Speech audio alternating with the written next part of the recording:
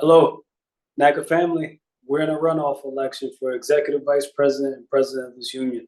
Still want to encourage you to vote Team NDJH. What we do know is that you're tired of all the bickering and you want messages that are straight and to the point. This message is going to be about pay. But before we start the pay message, we just speak to the 9,000 plus that didn't vote. I remember my first NACA election, being overwhelmed with all the information and wanting to sit it out. Fortunately, members talked to me and told me the importance of casting a ballot. So please take the time, listen to all of the candidates, and make an informed decision. I personally and Nick Daniels will do our part to turn down the temperature and make sure that we're providing information and not insults. Unique to us, and thanks to our union's past victories, we have the unfettered right to negotiate our pay.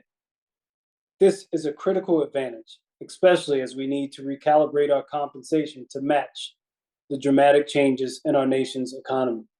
Pay is incredibly important to our members, and it's vital that we use every tool at our disposal to secure the best outcomes and not leave our future in someone else's hands.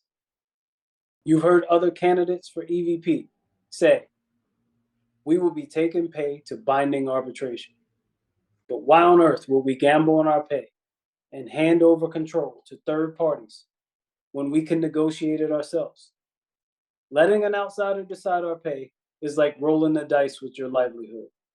Negotiations allow us to control our destiny, telling the story of our profession and securing meaningful increases. A rush to arbitration suggests a lack of confidence in the ability to negotiate effectively. Why signal to the agency now that we're ready to throw in the towel and rely on someone else's judgment? Why tell them that we're going to negotiate in bad faith? We have the power to do it ourselves. The agency would prefer to not negotiate at the bargaining table. You may be asking yourself, why would they prefer that? Look at the facts.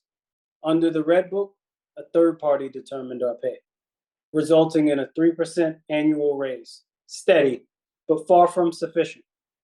Compare that to the fully negotiated slate book, which secured 2 annual raises per year, one in January and a 1.6 longevity increase in June.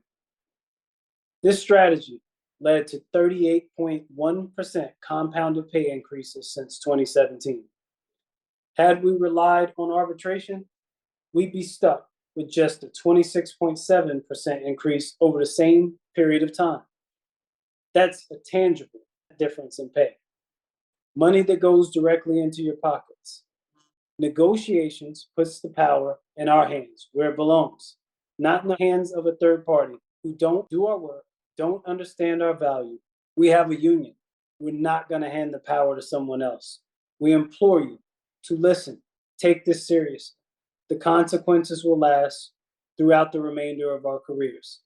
Nothing's more important than our pay, and nothing's more important than those that you send to negotiate your pay. Send experience. Send people with bravery that are willing to take on the fight, that don't want to hand off the work. Negotiating pay should happen now. In 2026, when the CBA opens, that gives us a chance to negotiate it through CBA. But if you vote Nick Daniels and myself, Daniels-Haltom, in office, we'll address pay increases immediately through the Appendix A or Appendix Pay MOU. Expect a video on that soon. We'll see you around, man.